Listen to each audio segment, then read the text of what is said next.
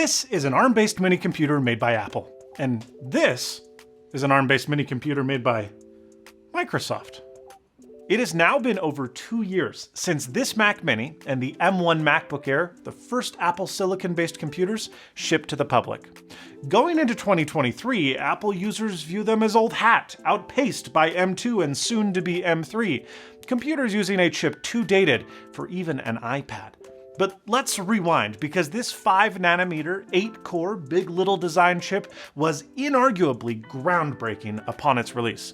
Never before had someone achieved the same performance in such a narrow power envelope. It surpassed comparable offerings from Intel and AMD in both single-core and multi-core performance, in addition to graphics performance, all the while using less energy and producing less heat than the incumbents. And that ignores the fact that Apple sold the M1 as its entry-level chip, meaning that if you could even find a better dollar-per-dollar performance, you certainly couldn't do it in the same form factor as these ultra-tiny machines. But that was over 2 years ago, and the rest of the consumer market has been desirous to catch up. So could this box, codenamed Project Volterra, be the fruit of their efforts? Is it something that Apple needs to watch out for? Speaking of watching out, today's sponsor, the 70mi Dashcam Omni, will watch out for dangers on the road and be your reliable security guard in the parking lot. Founded in 2016, 70mi is an industry-leading auto intelligence company specializing in dashcams, and the Omni is the industry's first 360-degree full-view dash camera. But what does that actually mean? Well, beyond doing what you would expect a dashcam to do, face forward, its 140-degree field of view and 340-degree rotating swivel allows it to intelligently look out for your vehicle when parked. Robberies, vandalism, or the innocent fender bender will be captured precisely. 70mi's AI motion detection triggers recording by analyzing behavior, not just presence, which helps reduce false positives, and when it detects suspicious behaviors, it will activate a warning light and start emergency recording towards that direction. What's more, motion sensors detect collision, which immediately turns the camera to the rotational position of the event, and then it records emergency footage, when driving or away from the vehicle.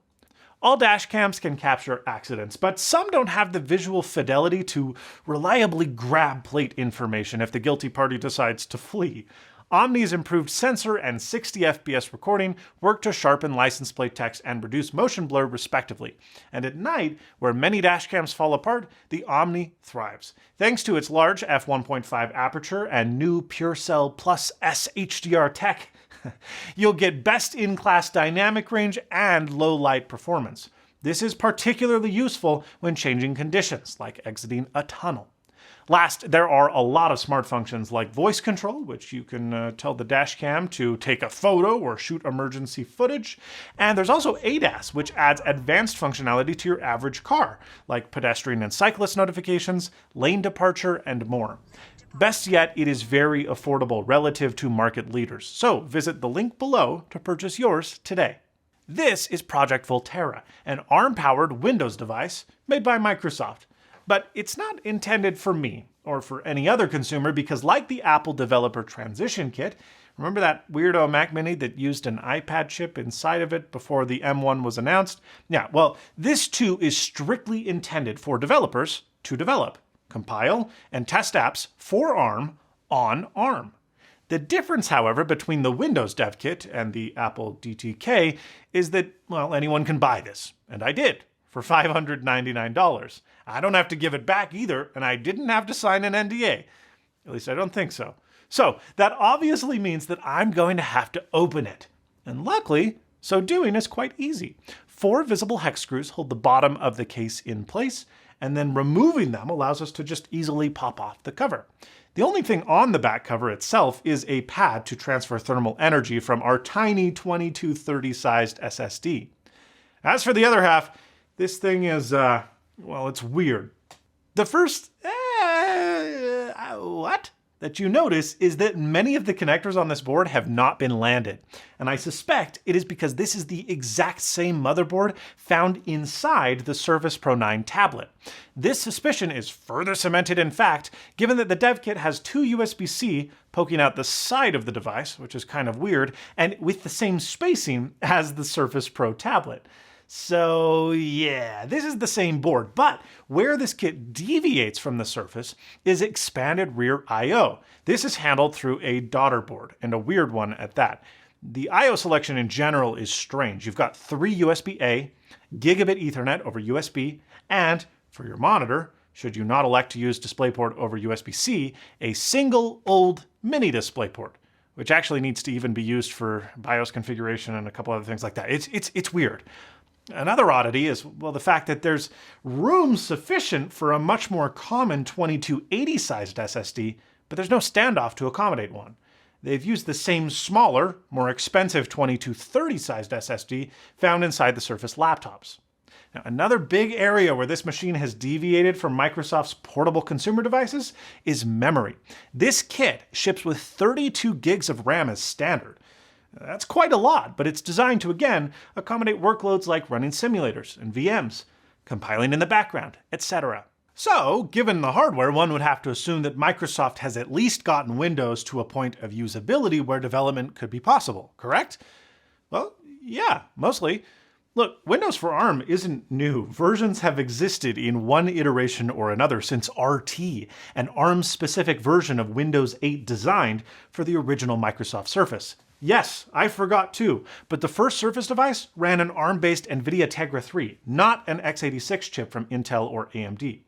Now, despite this, Microsoft itself neglected ARM development, and even upon the launch of the Surface Pro X in 2019, there was a shocking number of crucial system apps that just straight up lacked ARM binaries.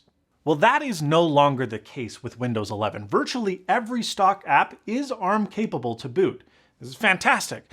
Unfortunately, support beyond first party is quite grim. Now, there are a handful of third-party apps that support ARM that have been updated recently. A beta version of Spotify, Adobe's Photoshop, Zoom, and select few others.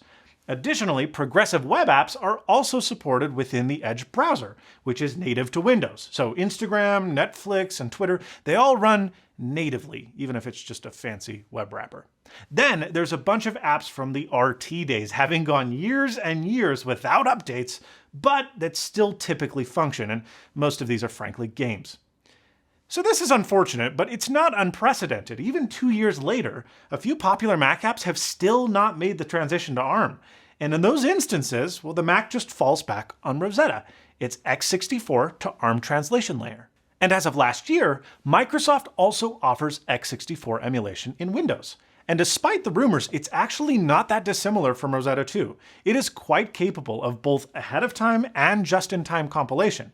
And in our testing, well, we experienced that running in an emulated mode, we were getting 50 to 80% of the performance of the native versions should they exist, which is actually, it's honestly not that much worse than Rosetta. Rosetta averages about 70 to 90% of native efficiency on the Mac.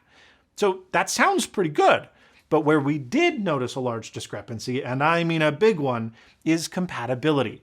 I've run into just one app that didn't translate well using Rosetta in the last 2.5 years. After just a few hours with Microsoft's emulation layer, we experienced a number of crashes and failures. Dolphin Emulator, the x86 version, refused to run for more than a few minutes before crashing, and the ARM version wasn't much better. Discord and Slack were both hilariously laggy, despite the fact that these are frankly just Electron apps and could be made native ARM. Chrome's rendering was much slower than native performance and would often fail to load elements altogether. Ignoring that, and that's a really big thing to ignore, but ignoring that, all things being equal, translation was of similar efficiency. Good job, Microsoft. Except for, don't mistake efficiency for performance, because these two computers are not comparable in terms of performance. In our testing, the M1 continually destroyed the Qualcomm 8CX Gen 3 found in the Microsoft Dev Kit. On average, we found that the NerdBox was anywhere from 20 to 50% slower than Apple's chip in multi-core performance, and in single-core performance, it was often even worse. To put into perspective how much faster the M1 is than the chip used in the Microsoft Dev Kit, let's put two scenarios front and center, okay?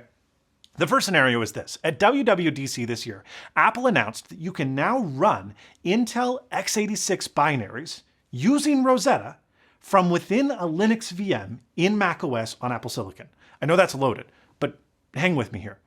macOS is booted, you're running a Linux VM, and you can run an x86 binary using Rosetta inside of Linux virtualized in macOS. It's bananas. So I did just that. I installed an Ubuntu VM on my M1 Mac Mini. I executed a few commands to allow the interception of x86 64 binaries, and I installed Geekbench.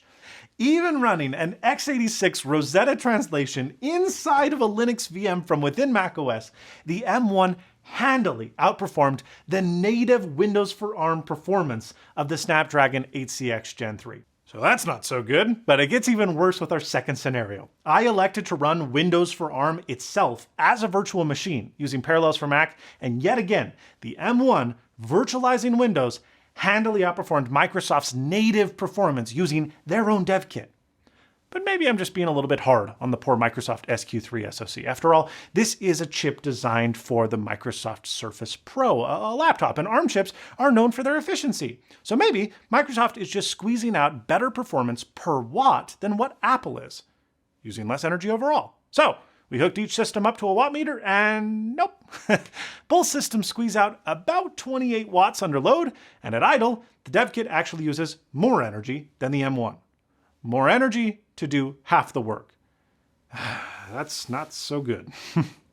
But before you accuse me of losing the plot, let's circle back to the point that yes, I'm aware this is not intended for consumers like you and me. This is not a benchmark machine. This box is designed to run Visual Studio 2022, which gives developers the ability to write, build, and run a number of workloads for ARM on ARM. But how sad is it that buying a Mac Mini to develop for Windows is only marginally more expensive, but a vastly better experience than buying the official dev box produced by Microsoft? And here's the craziest part. I feel for Microsoft. They've got a ways to go, but Windows 11 for ARM is actually generally pretty decent. It has come a long way from where it was in 2019. But the hardware, it's abysmal. It's not even scratching the surface of what Apple's worst chip accomplished nearly 3 years ago. And I don't know if Microsoft can convince developers to bring their apps to ARM if there's only one company, Qualcomm, making a remotely competent chip, and competent is generous. Again, it's based on a 3-year-old Android chip that's several years behind Apple's best. I don't see developers jumping at the bit to bring stuff to ARM. And if there's lackluster third-party software support, well, will other chip makers be keen on developing ARM SoCs to compete with Qualcomm? I don't know. Microsoft really cares about the future of ARM. You can tell, and I think it's because they have to care. But they also need everyone else to, if anything is going to happen. And it doesn't look like that's the case. This dev kit, it ain't it. And the worst part is that Apple is showing no signs of slowing down either. Well, if you enjoyed this video, please give it a like. If you didn't, well, tell me in the comments. What didn't you like? And you can leave a thumbs down. I don't care. Whatever. Thanks so much for watching. But most importantly, and as always, stay snazzy.